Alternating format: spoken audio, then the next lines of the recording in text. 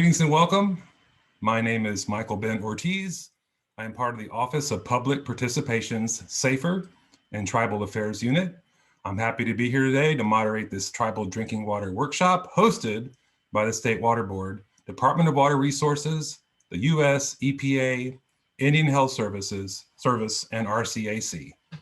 In my Mississippi Band of Choctaw tradition, please join me beginning this meeting with a moment of silence to honor our ancestors.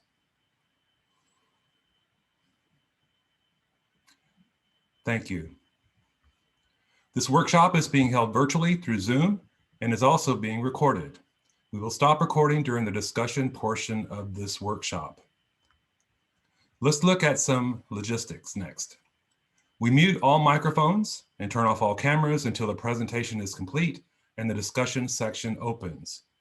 To speak during the discussion sessions, raise your virtual hand. This will help us locate you in the attendee list, and when you're called upon, you'll be asked to unmute yourself to speak. If you're using a phone today for today's event, raising your hand is done by pressing *9 on the phone keypad. Again, that's *9 to raise your hand for those calling in. To begin speaking, *6 on the keypad will unmute. To help us know who's on the call, we ask that all agency employees rename themselves in Zoom to indicate the agency they represent, and we invite all tribal representatives to do the same. 4 agencies have joined together for this workshop: the State Water Resources Control Board, the California Department of Water Resources, Indian Health Service, and the Rural Community Association Cooperative. We want to thank each agency for planning this meeting with us. This meeting is being held with the same content 3 times for your convenience. You can join more than once if you prefer. The goal of these workshops is to present the drinking water opportunities available to tribes, to hear your feedback, and to answer your questions. Our meeting agenda today is: we will have a word from the State Water Board Chair, Joaquin Esquivel, followed by a regional presenter from Monterey, Linda Yamani. Then our OPP Director and Tribal Liaison, Adriana Renteria, will explain the SAFER program, followed by the Department of Water Resources and Indian Health Service. Finally, we will have breakout discussions to listen to your feedback and answer your questions. You will each be invited to a breakout group randomly, and you can join through any computer or phone. Listen for the prompts at the breakout time. Remember, if at any time there is a question, there's always the chat box. So let's get started. Please welcome our State Water Board Chair, Joaquin Esquivel. Welcome, Joaquin. Thank you, Michael Ben. Really appreciate the introduction and the housekeeping here at the start, and just for your work and helping pull everyone together here. And I just want to acknowledge all the staff that really it takes to pull together these events. Really appreciate the incredible work and these opportunities to really talk about the work that we have ahead of us and the way we can all continue to really collaborate toward this incredible goal of ensuring universal access to clean water in the state of California. And I also want to just start by acknowledging that although we're meeting here in cyberspace, we are meeting on California Native American ancestral lands and have a history that we are all reconciling collectively. I sometimes reflect that so much of our work in the water space is a matter of reconciliation. We've really inherited these incredible water systems that allowed us to become the 5th largest economy in the world, have 40 million people be able to live here, but we have challenges. We have climate change, we well know, but we also have this sort of collective inheritance, if you will, that we're all reconciling for. And there's no more reconciliation so deep than the injustices that Indigenous people have felt, not just here in California, but throughout the world. And so we collectively, as we march into this 21st century, have a real role to play collectively to say, what do we want to create for ourselves? And how is it that we'll be working into this next century a little different than the last? And I think a start was certainly an acknowledgement and a recognition from Governor Newsom that we have a history to reconcile. It's a brutal and violent one. And it's actually tied to a point in our time where so much of our decision-making around water really started in this state. And so I think what we have certainly before us, because of the climate change crisis we face, but because of our aging infrastructure and all the pressures we know on our water systems, a real opportunity to think of our communities more holistically, but use water here as really a doorway into some really critical discussions that we need to be having in our communities with ourselves and understanding what is it that we want. I grew up in the Eastern Coachella Valley. My family's from the Eastern Coachella Valley and worked in the fields. Very proudly, my grandfather was a palmero at a date orchard in the Eastern Coachella Valley, Oasis Date Gardens, then Laughlin Date Gardens. My other grandfather and grandmother lived at Seaview Ranch in Oasis, Oasis out near Thermal, and my mother grew up in a ranch in Thermal. So I know that there are challenges certainly in Indian country when it comes to the provision of clean and safe water. I had the pleasure of having and fortune of having worked for Senator Boxer for a time in Washington, D.C. And the Native American portfolio was actually my first. And there had the opportunity to work on Indian water rights settlements, but also challenges that communities like Susanville Indian Rancheria faced when they inherited some former BRAC infrastructure that came with unclean water. And so when we talk about the Safe and Affordable Fund for Equity and Resilience, when we talk about the opportunity that we have as Californians to remedy what is a generational challenge has escaped. And I know for decades, communities have lived under conditions that we wouldn't necessarily tolerate, or if we better understood. And I think the last drought really helped bring that out, the challenges of so many communities who don't have access to clean and safe water. But some of the most challenging communities we have are on tribal lands. As you all well know, there's a complex landscape of legal legal and policy differences at the local, state, and federal government. And sometimes those differences can mean communities fall through the cracks.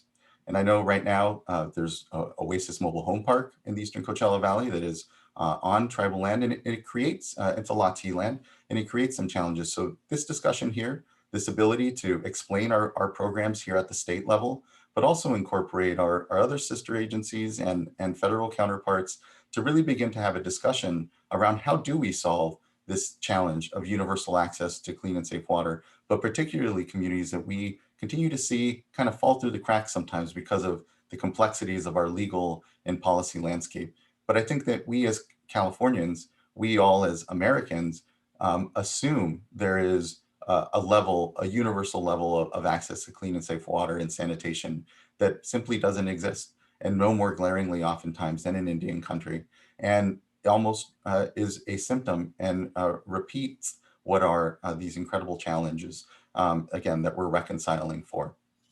And so with that, I just wanted to take a few moments to just welcome you all to this space, to set a little context, to help you see it perhaps as I may view it here a bit from my seat. But I know that what this is a collective effort. And it's not about any one person's perspectives, but instead our collective space here to be able to contribute to what is, again, an incredible challenge that we face when it comes to universal access to clean and safe water.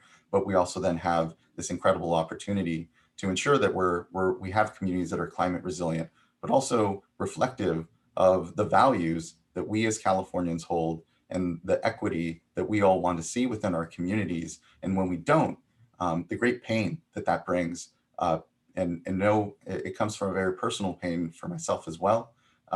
But it is also then just an incredible opportunity we all have. So thank you to our partners, importantly as well, at the Department of Water Resources and at the federal level here. Really appreciate all that great work, and I will leave you on to have a great workshop and discussion. I'll actually be still participating here for a couple hours yet, so just thank you, and look forward to hearing everyone's voices, perspectives, and getting some information out again around this program and how you all can help us fulfill this incredible opportunity we have, this generational opportunity for universal access to clean and safe water. So thanks, you guys. See you in a bit. Thank you, Board Chair Escovel. California's population is 39.7 million residents, covering 163,696 square miles. Every watershed has diverse languages and cultures. For each of these meetings, we've invited regional presenters to share a story about drinking water from where they live. For truly, in tribal thinking, all things are interconnected. For this Central California meeting, please welcome Linda Yamani.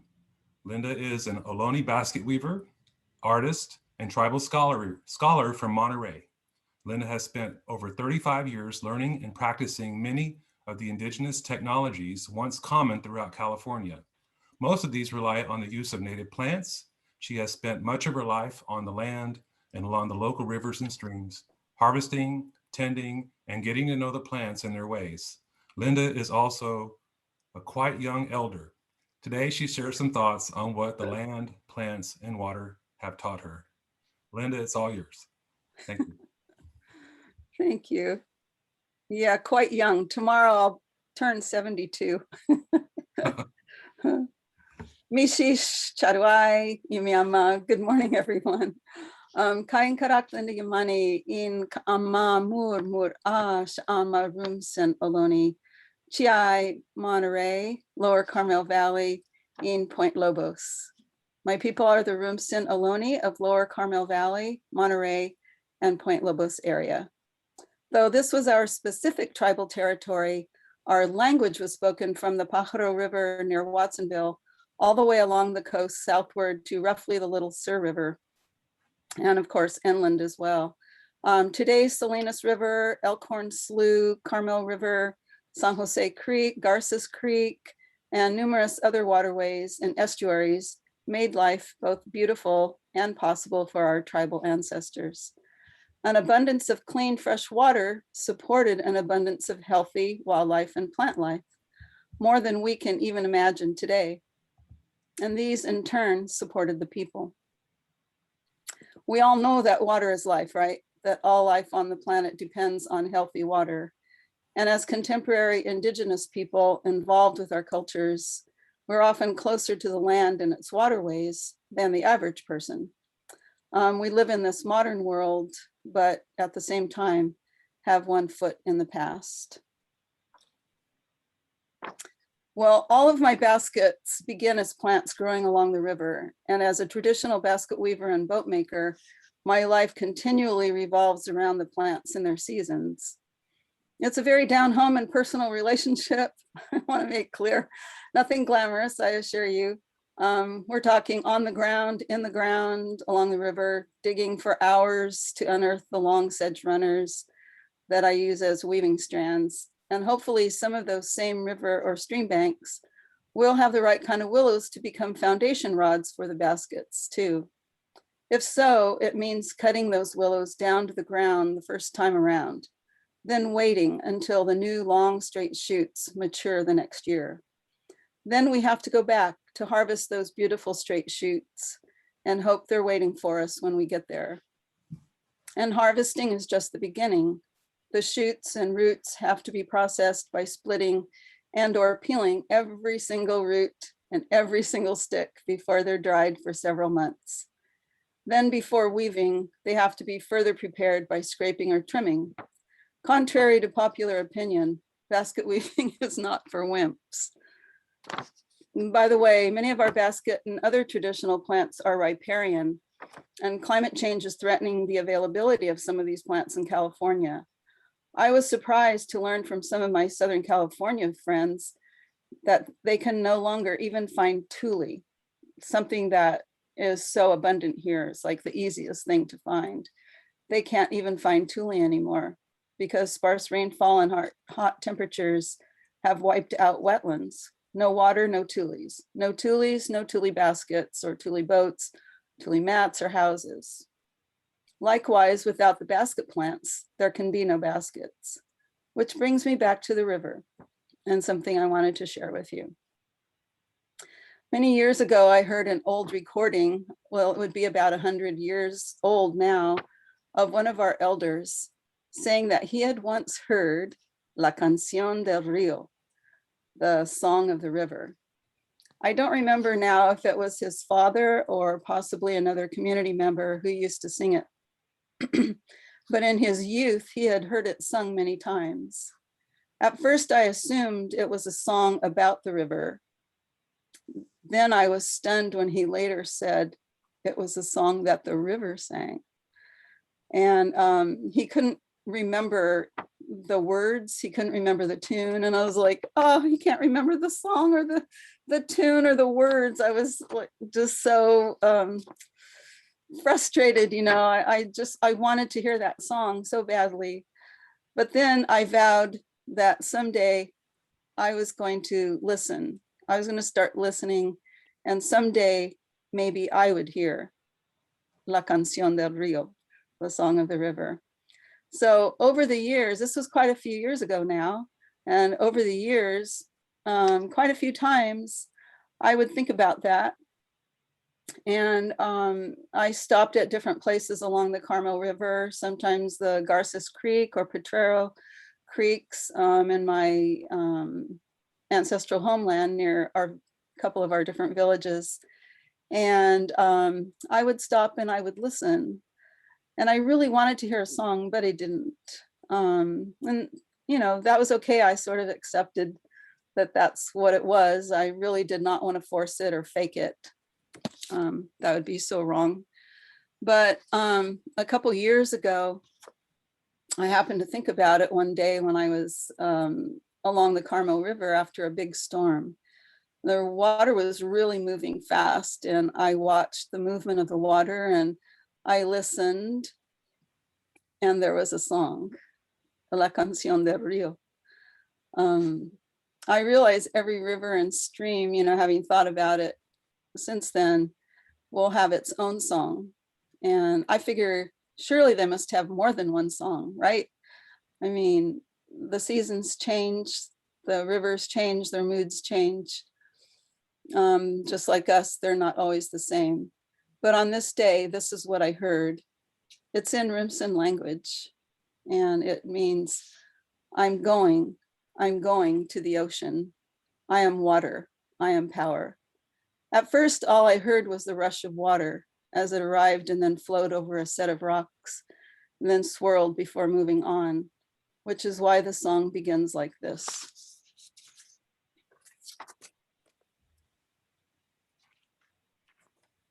Sorry.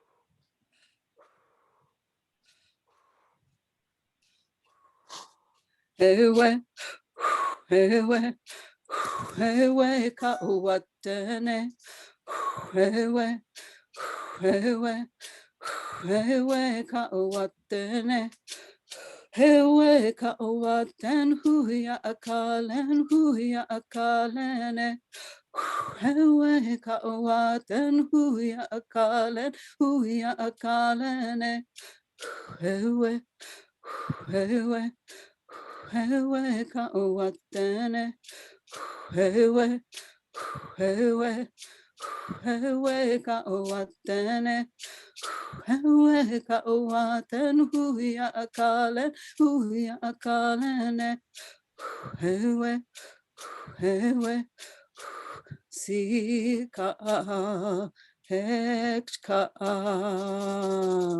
ewe, ewe, ewe ka uwatene, ewe, ewe, ewe ka uwatene.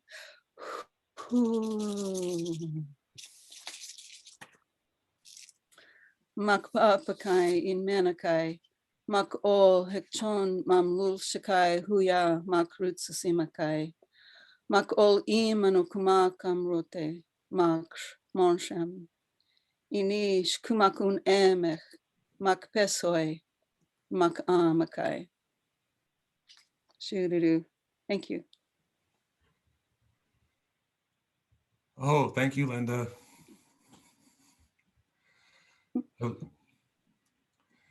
So next, please welcome Adriana Renteria, the Water Board's Tribal Liaison and Director of the Water Board's Office of Public Participation. She's here to provide an overview of the SAFER program. Adriana? Thanks so much, Michael Ben, and thank you so much, Linda. That was really beautiful. Thank you for sharing that. And thanks, Board Esquivel, for joining us this morning too. Like Michael Ben mentioned, my name's Adriana, and I want to welcome and thanks everyone for taking the time to join us today. I'm going to be giving an overview of the Safe and Affordable Funding for Equity and Resilience Drinking Water Program, also known as SAFER. I'll provide an overview of the SAFER program, why it was created, and how tribes can benefit from the program. And later today in our discussion, we'd love to hear your thoughts around how we can better incorporate tribal drinking water needs to improve this program. So to begin, if we could go to the next slide, thank you. To begin, we wanted to just start with who are the water boards and what role do we play? So this picture shows the structure of CALEPA, the California Environmental Protection Agency, which is a state agency that's dedicated to improving California's environment and public health. So CALEPA oversees and coordinates the activities of 6 different agencies, and the water boards are one of those agencies. So we belong to this larger CALEPA family. Next slide, please. So the water board's mission is to preserve, enhance, restore the quality of California's water resources and drinking water for the protection of the environment, public health, and all beneficial uses, and to ensure the proper water resource allocation for the benefit of present and future generations. So the water boards are made up of 9 different regional water boards located across the state and the state water board. Together, we refer to all 10 water boards as the water boards.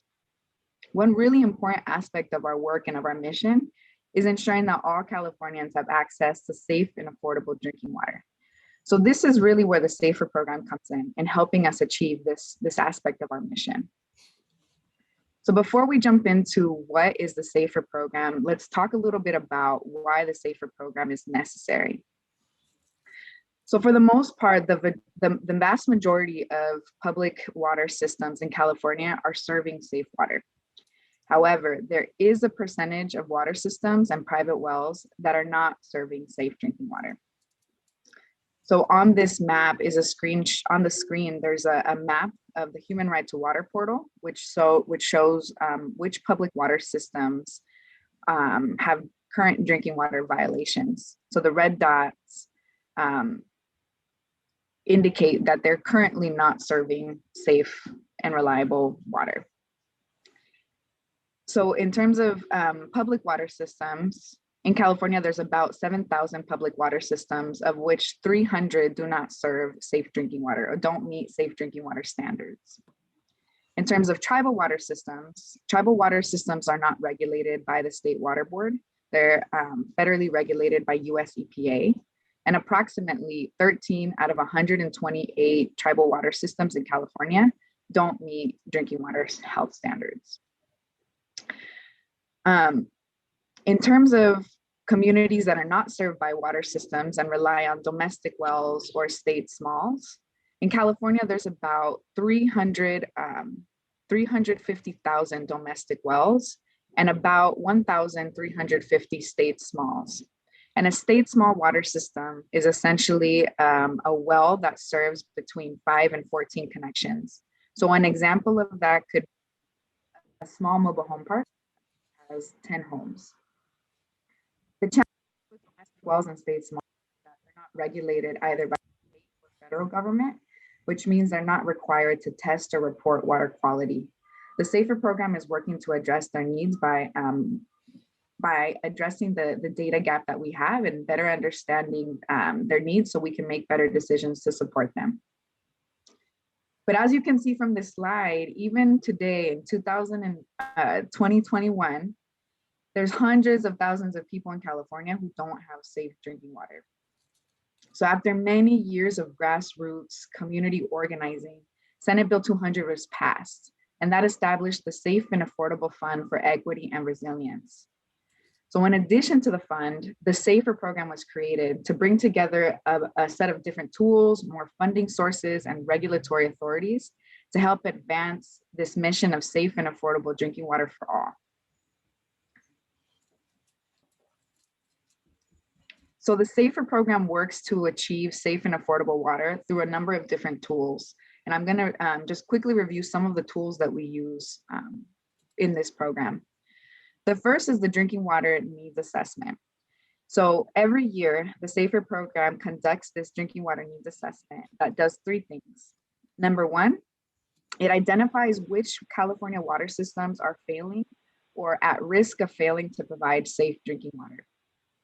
Number two, it estimates how much it would cost to provide solutions for those systems that are failing or at risk of failing. And number three, it determines what is the statewide funding gap that could create barriers to implementing these solutions.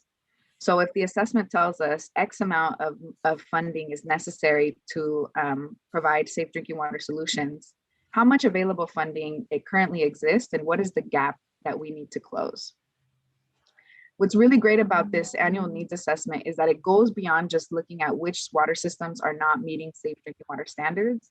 And it also takes into consideration things like source accessibility, affordability, technical, managerial, and financial capacity.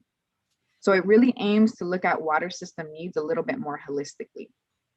We'll talk a little bit more about the needs assessment later on today too. The second tool that we have is comprehensive water system support. So what that means is that we meet the water systems where they're at and we work with them to determine their next steps. So unlike other funding programs where we ask recipients to reach out to us and to apply for funding sources, this SAFER program really uses available data and we reach out to failing or at-risk systems to help them get back on track to a long-term solution. The third tool we have is community outreach and engagement. So as our staff are working directly with the water system, we also want to make sure that the local community is informed about opportunities to learn more, to engage in the drinking water solutions, and to provide their feedback about what's being discussed and proposed in their community. In order for us to find the best long-term solution for the community needs to be involved throughout the process. The next tool we have is funding sources. So in addition to the Safe and Affordable Drinking Water Fund, the SAFER program also has a number of other available funding sources. We also provide assistance to water systems to help them navigate the funding application process as well. Regulatory authorities are also a tool that we have that help us accelerate drinking water solutions.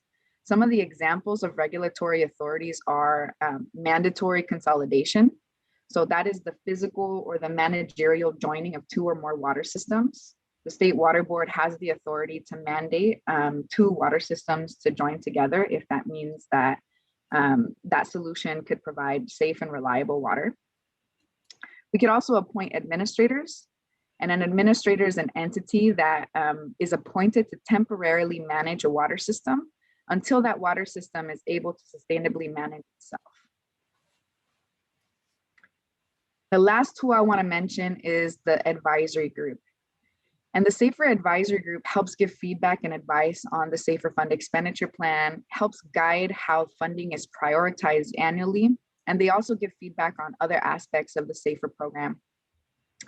The advisory group is made up of representatives from tribes, water systems, communities, nonprofits, and technical assistance providers. We host virtual meetings right now in English and Spanish, and they're all open to the public. So if you're curious to learn more, we encourage you to check out one of our meetings as well. So that's a brief overview of the different components of the SAFER program. And now we want to talk about how do all of these pieces fit together? What is the process towards achieving safe drinking water? So the first step, like I mentioned, is our needs assessment. So that helps us identify which water systems and domestic wells are failing or at risk of failing to provide safe drinking water. And once we understand that statewide need, that helps inform the fund expenditure plan, which is the plan for how we spend the funding of the SAFER program and how funding is prioritized.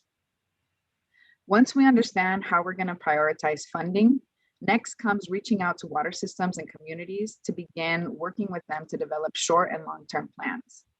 If they don't currently have safe drinking water, this could mean providing emergency bottled water while they're working on their long-term plan. If, for example, a community's project planning process is stalled, this type of engagement could look like connecting them with a local technical assistance provider that can help them get them back on track to working out their project plans.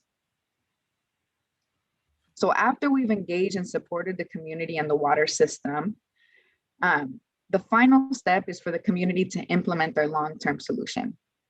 And ultimately, the SAFER program really wants to make sure that water systems are resilient and sustainable so that they could provide safe drinking water in the long term.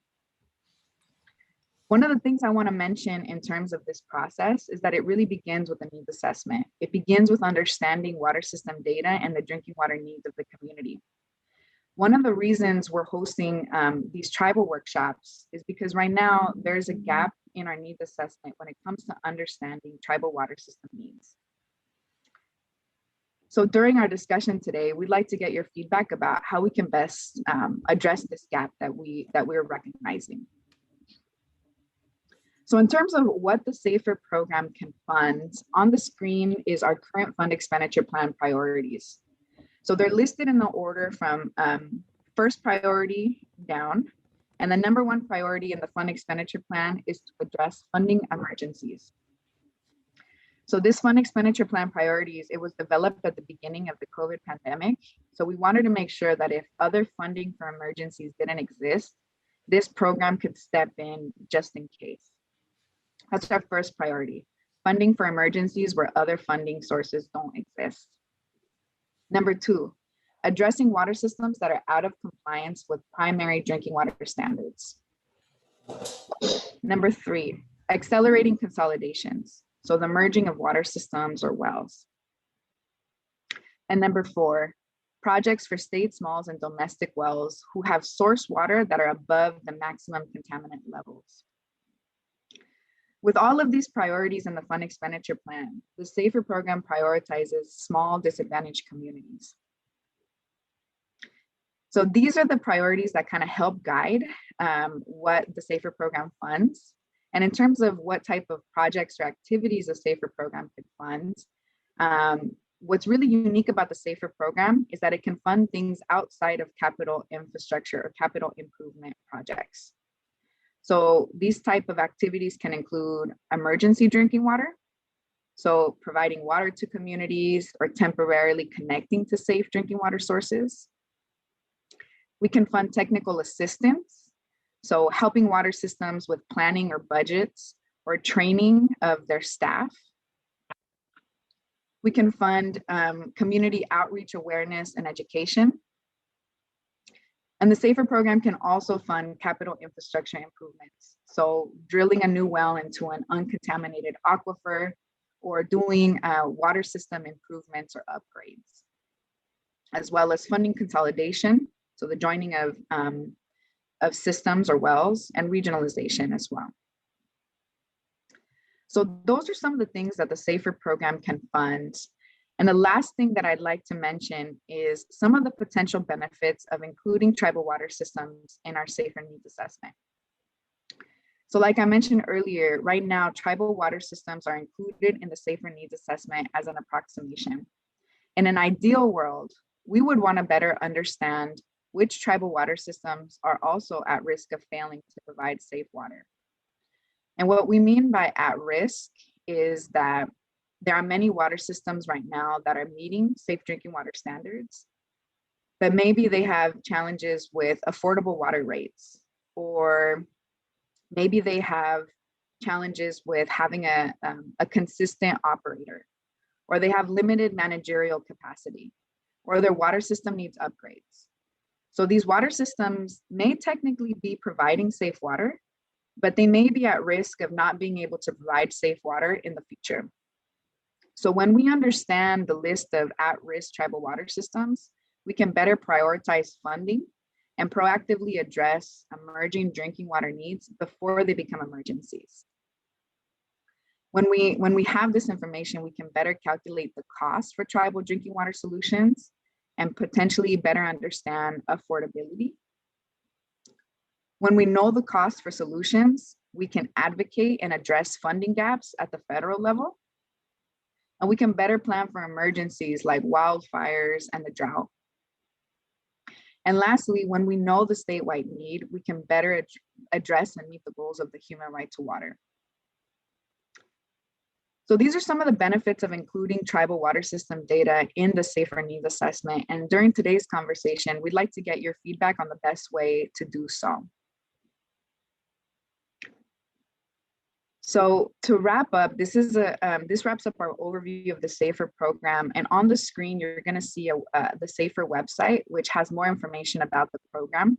The website is waterboards.ca.gov/SAFER.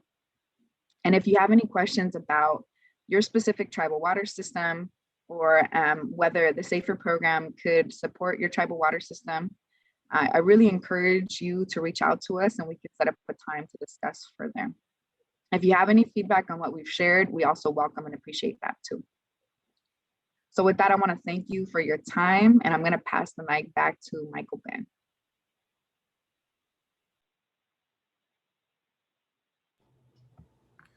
Thank you, Adriana. Our next presentation is by the Department of Water Resources Tribal Policy Advisor, Anacita Agustinez. Anacita, welcome. The mic is all yours. Thank you so much. Yatesh Dene.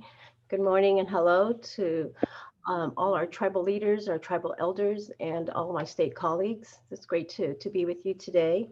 My name is Anacita Agustinez, and I'm a tribal citizen of the Navajo Nation. Chorejitni Nishnii. I am born to the Bitterwater clan, and Ilocano Bashichin. I am born for the Filipino family. I serve in the role of Tribal Policy Advisor at the Department of Water Resources. And the schematic you see before you shows our department, and that we are a state department under the umbrella of the California Natural Resources Agencies.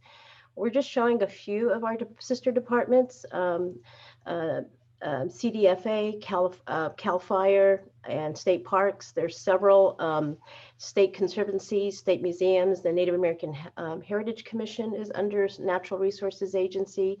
So we all serve under Natural Resources Agency, but this is just a few of those departments. All of our departments have separate tribal consultation policies, but we are under the umbrella of the California Natural Resources Agency tribal consultation policy. As the Tribal Policy Advisor for the Department of Water Resources, I have the pleasure of working with all of California's state tribal governments and tribal citizens. And the department is responsible for maintaining the country's largest water infrastructure project, and which is known as the State Water Project delivery system. We also administer several grant programs such as Proposition Water Bond, Proposition 68, the Sustainable Groundwater Management Act, and other grant programs. And each of these grants designate a certain portion of the bonds and the funds to be set aside for disadvantaged and underrepresented communities, which we also administer through the Integrated Regional Water Management Program under the Disadvantaged Community Tribal Involvement Grant Program. And in each of these areas, the state must consider the status of tribal governments as sovereign entities. And in our efforts to conduct general community engagement through public meetings, we also must consider how to conduct our proper tribal engagement protocols, the respect for tribal sovereignty through the government to government process. And so I'd like to introduce this portion of our presentation from the Department of Water Resources, which we are jointly sharing our time with the Indian Health Service. You'll hear first from Julia Ekstrom, and then Jonathan Rash from Indian Health Service. So please join me in advancing to the next slide, and we'll ask Julia to speak. Thank you, everyone. And also thank you, Joaquin, and to Linda for opening our talk today in such a beautiful way. And I just really feel honored to be listening to such beautiful words and memories, on a day like today, and to be sharing it with all of you is really an honor. So thank you. Great. Go ahead, Julia. Thanks so much, Anacita. That was great introduction. And I just want to reiterate that I really appreciate Joaquin and Linda's contributions, and this this is really nicely set up. So hello, everyone. My name is Julie Ekstrom, and I'm a senior environmental scientist at the California Department of Water Resources. I'm in the Division of Regional Assistance there.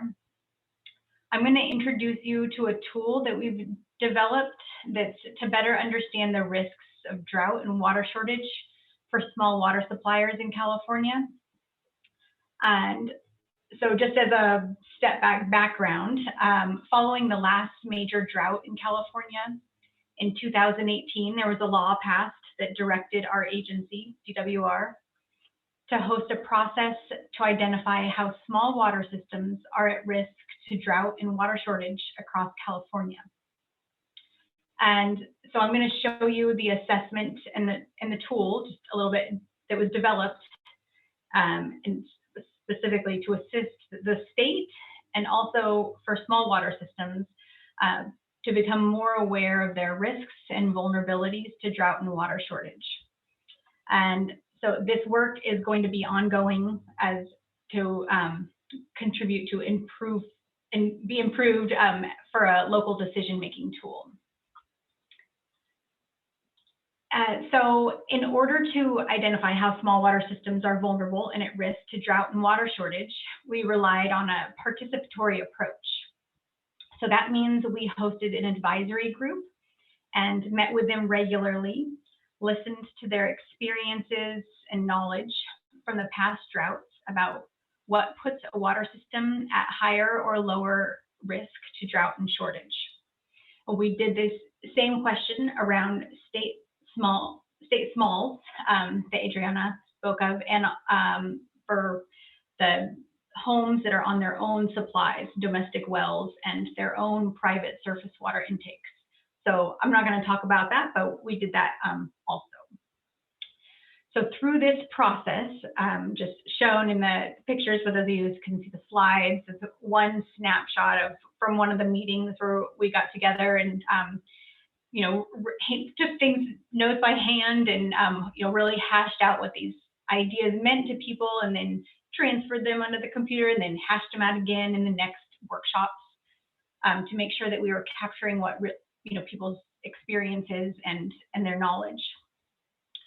So through this process in the workshops, the advisory group came up together with the drivers of risk, and they're related to infrastructure and connectivity with other water systems, the organizational setup, the rate structure, and whether there are drought preparedness plans.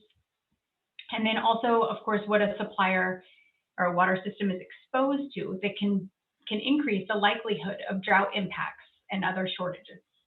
So this could be wildfire, the geology of where the water comes from, the status and trends in the groundwater where their sources might be, the surrounding land uses, and many others. So we came up with 29 indicators, and that was combined to create a risk score with all of these together. And so that gives you some kind of reflection of what's how there are differences across the state. But the real value for a water system is accessing all this information that was compiled. So for the next slide. So we analyzed a little over 2,400 small community water systems and those systems that feed schools. And this was all that we had the locations for, so it'll be expanded as there's more information available. But from this assessment, we found that drought and water shortage risk varies widely across the state. No single place is free from drought risk. But what drives the risk score is really key to understanding and being able to plan for these risks. So, and you know, before I go to the next slide, the special note is that just what's missing from this map here that you see. So this map here is the location, estimated location of the small water systems that were analyzed. And the color varies from dark red being the high risk down to blue at being lower risk to drought and water shortage. But what's missing from this map is the tribal water systems. And so, and we recognize that throughout, recognizing that we needed to engage with tribal water systems in order to ask if they were interested in participating. So today is an opportunity to share this tool with you so that we can have future discussions about your interest in participating in this type of assessment. So we created an interactive dashboard to share the information collected with the public. It's designed so that suppliers and others can explore all of the information compiled. And so for those of you that can see the slides, this is a screenshot of the site on the right here. At the top, you can explore the map of all the water systems assessed. And then at the bottom, you can look at the risk profiles area, where you can see what is driving the risk score for each supplier. And before I go into the risk profile, just which will be briefly, I want to know that this score of drought and water shortage risk is used as one of the indicators in the SAFER program's risk assessment of identifying small water systems at risk of failure. So we'll hear about that next. So for the next slide, the analysis and tool allows you to view the full spectrum of issues that may be creating risk of drought and water shortage for your small water system. Then these in turn can be used to inform how to plan for drought to prevent shortage and other impacts. So here is one supplier in Los Angeles County to show how this kind of information can be interpreted. And this is just a quick shot of it, but this supplier is located in what we can see. So I've just flipped this risk profile from what we saw in the previous slide so that it's vertical, and these are all the indicators. And I know this is small, but we'll show you the link to it at the end. So if you ever want to explore it yourself. But what it tells us is that this supplier is located in an area that will experience much higher temperatures as the climate changes. And it's located in a high wildfire risk zone. So that would mean that they should have some backup power in case there are safety shutoffs during windy days. It also has no interties set up with other water systems, and there's only one well for all of its customers. And all of these things are these are common, but pulling them out and putting them together in one picture can really help explain its high risk and point to areas that planning or assistance could be useful. And so that takes me to, we have Jonathan Rash here to speak. He participated throughout the process with us, and it was very valuable to learn about his experience of working with tribal water systems and how they had already been looking at drought and water shortage risk and compiling information from tribal water systems as part of their own work.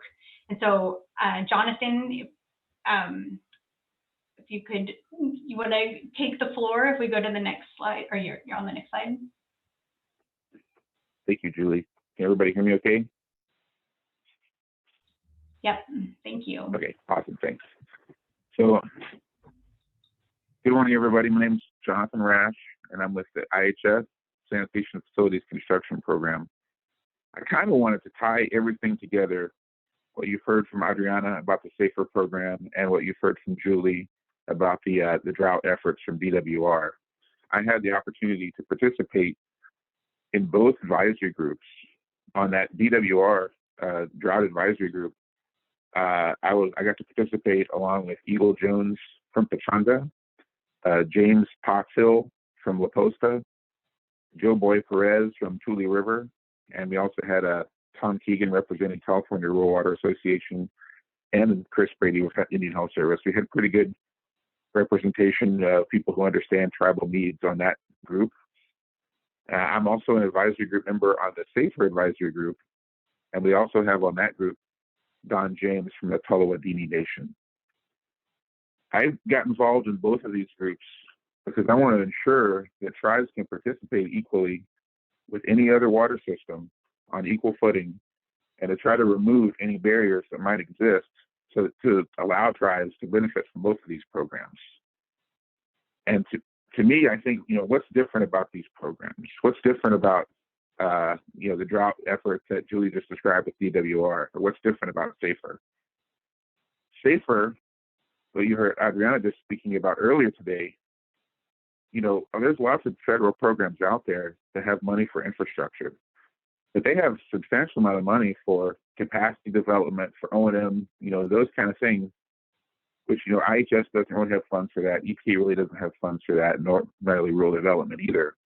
So to me, this is a great opportunity for tribes because there's a type of assistance you can get from SAFER that you can't get really from any federal partners. Similar for the CDAG, the County Drought Advisory Group, that's what Julie was just talking about, from DWR. That tool is going to be used, A, to feed into the SAFER program's scoring, but also B, it's going to be used to target assistance. If you have a tribal drinking water system that's heavily impacted by drought, and there's scored and the risk assessment reflects that, then that just means it's going to be targeted for assistance. So the state saw the wisdom to include tribes in the legislation. But in order for tribes to meaningfully participate in both of these programs, there needs to be some sort of data sharing. Think about it, like for a small water system that's regulated by the state, the state already has a lot of data about that water system. They're the regulator. In the case of tribal systems that are regulated by the federal government, federal EPA has that data. IHS has some data as well, and some of that data is public and the state can have access to it. Some of that data, however, EPA might have it or IHS might have it, but we will not share it with the state without permission from the tribe.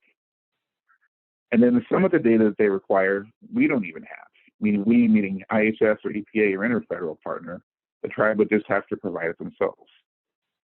So when you talk about how can a tribe benefit from the needs assessment for SAFER or the risk assessment from CDAG, the big gap here, I think, is data. And obviously, you're going to be concerned about data confidentiality, that sort of thing.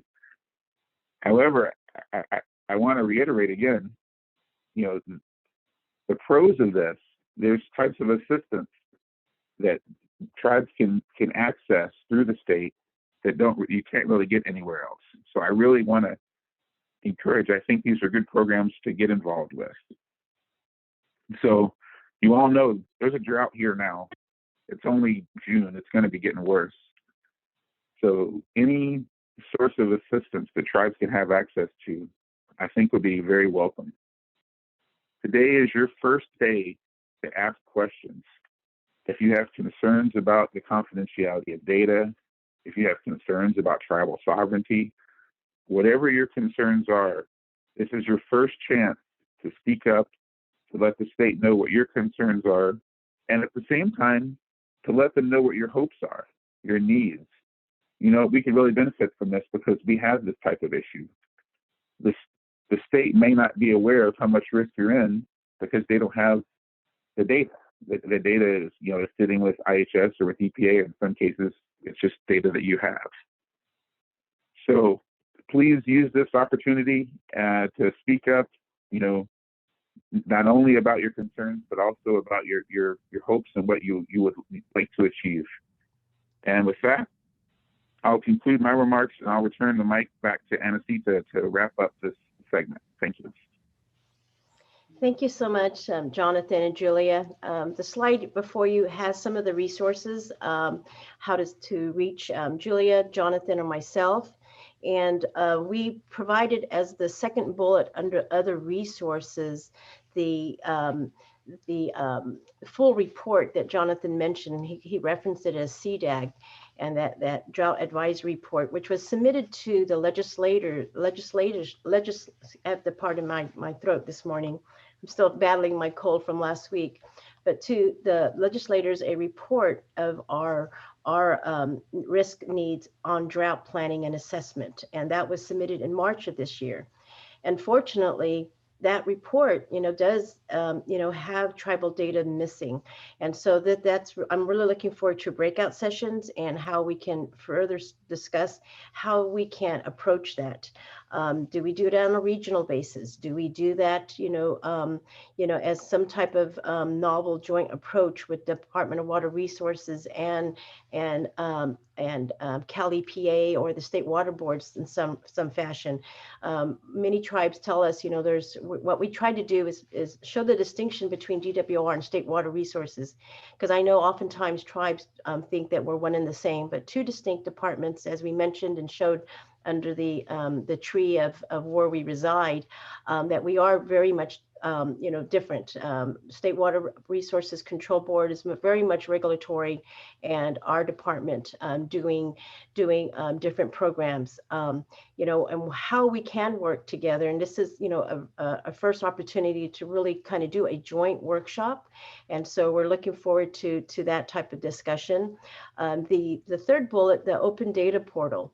This is a portal that also has some really good information. I really would like you to explore that and take a look at that information and see how, if you had information from your tribal governments in any of these resources, how that could benefit you.